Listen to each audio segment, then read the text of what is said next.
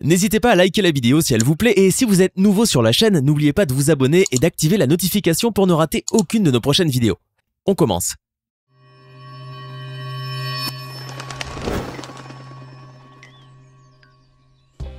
Bonjour et bienvenue à tous. Aya Nakamura fait partie de ces jeunes artistes ayant atteint une immense renommée en très peu de temps. En l'espace de 3 ans, cette jeune Française a réussi en effet à accéder au sommet de la gloire et le monde du showbiz ne peut que s'incliner devant celle qui est considérée comme la chanteuse francophone la plus écoutée dans le monde. Devant un tel succès, on ne peut qu'imaginer à quel point Aya Nakamura est devenue riche. Car on ne le sait que trop bien, la richesse rime toujours avec la réussite.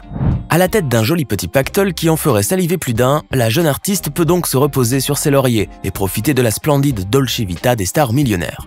Pourtant, très peu d'échos nous parviennent dans les médias quant à la manière dont Nakamura dépense son argent. Nous avons donc cherché à le savoir car lorsqu'on se nomme Aya Nakamura et qu'on a le monde à ses pieds, il est bien normal qu'on ait une vie de luxe. Alors installez-vous bien confortablement car aujourd'hui, c'est bien ce que nous allons découvrir dans cette vidéo. Allez, on commence!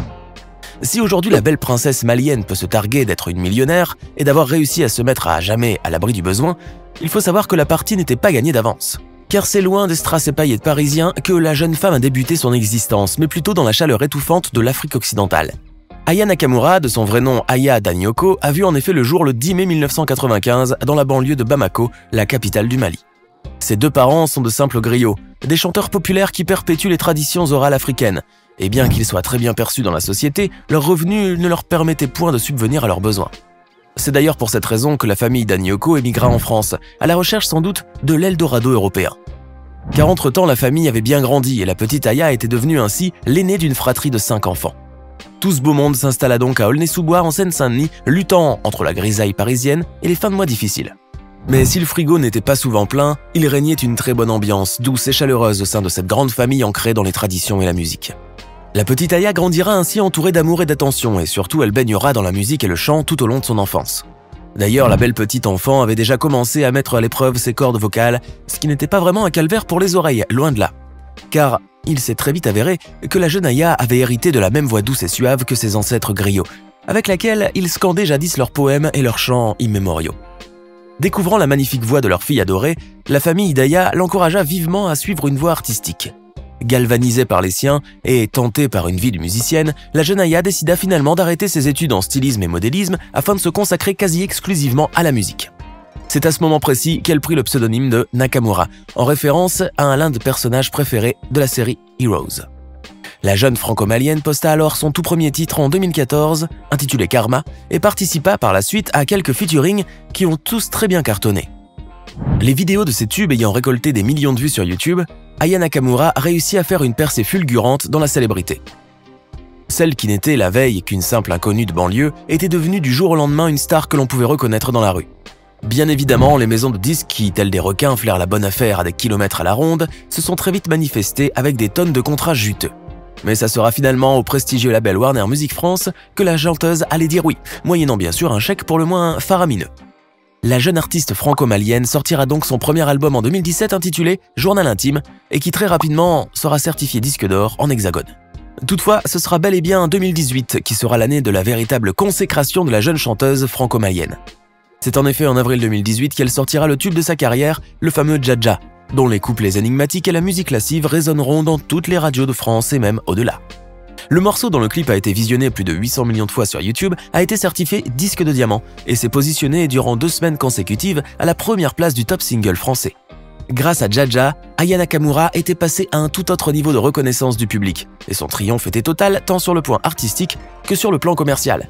Des stars du niveau de Madonna, Rihanna ou même la star du PSG Neymar Jr. n'hésitent pas à s'afficher en dansant sur les notes suaves de la chanteuse malienne. Après l'incroyable réussite de Dja, Aya Nakamura ne fera plus qu'enchaîner les tubes, avec toujours un succès retentissant et un plébiscite extrêmement favorable de la part du public. La star franco-malienne sortira ainsi un 2e album en 2019 intitulé Nakamura et un 3e en 2020 qui n'ira pas chercher son nom trop loin, puisqu'il s'appellera Aya, tout simplement. Avec la sortie de ce 3e opus, Aya Nakamura est désormais l'artiste francophone la plus écoutée dans le monde.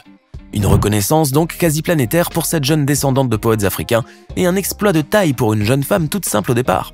Aya Nakamura était devenue le symbole de toute une génération d'opprimés et de misérables qui voient en elle l'espoir de pouvoir changer leur vie un de ces jours. Car l'existence de la jeune chanteuse à la voix suave a radicalement changé dès lors qu'elle a commencé à enchaîner les disques d'or et de diamants. Une telle réussite ne va jamais sans une rentrée considérable d'argent, car nous le savons tous, dans l'industrie musicale, l'argent coule très souvent à flot. Et la jeune vocaliste est sans aucun doute l'une des artistes qui touche les plus gros cachets. Elle a d'ailleurs fait la une du magazine Forbes pour sa 15e édition, ce qui est tout de même un gage de son immense richesse, puisque ce prestigieux organe de presse ne s'intéresse qu'aux plus grosses fortunes de ce monde. Mais il faut savoir que la jeune chanteuse de 26 ans est muette comme une carpe lorsqu'il s'agit de parler de ses précieux deniers, et ce n'est certainement pas elle qui ira crier sur tous les toits les montants de ses honoraires.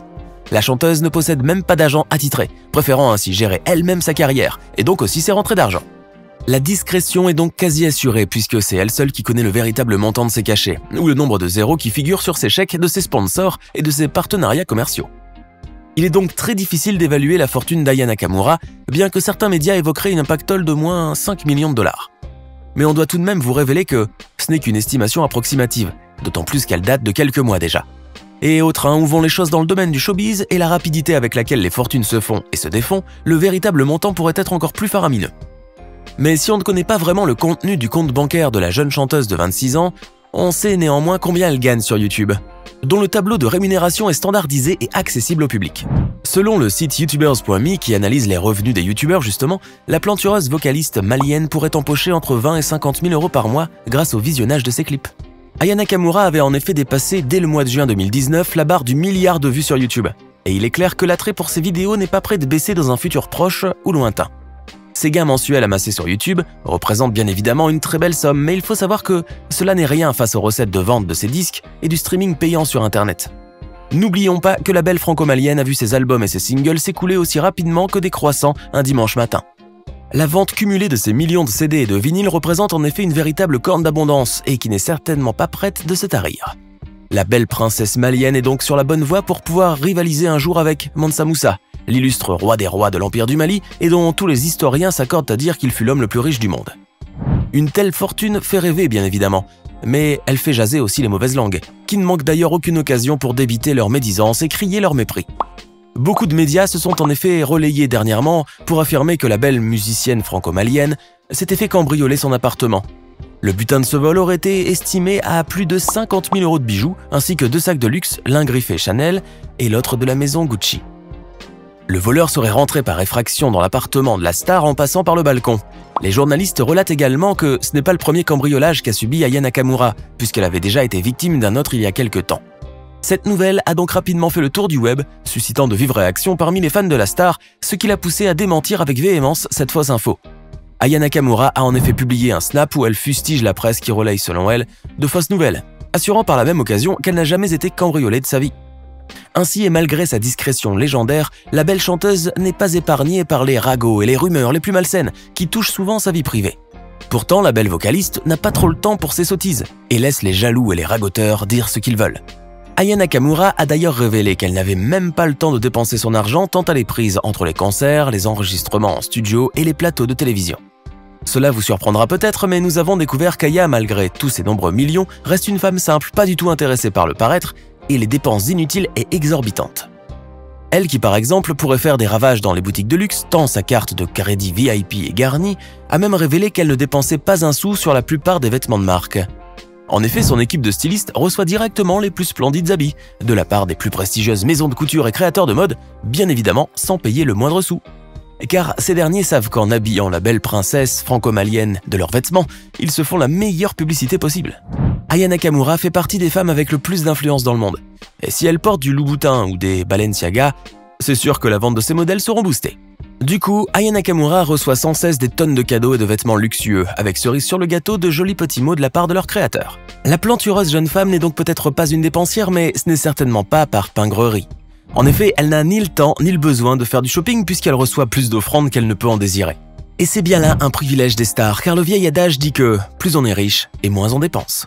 Aya Nakamura ne contredira sûrement pas ce proverbe savant, mais vu l'énormité de son talent musical et son charisme naturel, on peut bien dire qu'elle mérite bien tout ce qui lui arrive de beau dans la vie. N'oublions pas que la jeune femme de banlieue a dû galérer la majeure partie de son existence pour en arriver là. Alors effectivement, ce n'est qu'un juste retour des choses et la preuve que l'acharnement et la persévérance finissent toujours par payer. Et voilà, c'est tout pour aujourd'hui. Que pensez-vous de l'incroyable réussite financière et artistique d'Aya Nakamura qui en l'espace de 3 ans est passée du statut d'inconnu à celui d'icône de la chanson francophone? Et comment pensez-vous qu'elle dépense l'immense fortune qu'elle s'est constituée à l'aide de sa musique? Dites-le nous dans les commentaires, et si cette vidéo vous a plu, n'oubliez pas de mettre un like et vous abonner et d'activer les notifications. À bientôt pour de nouvelles découvertes hors du commun.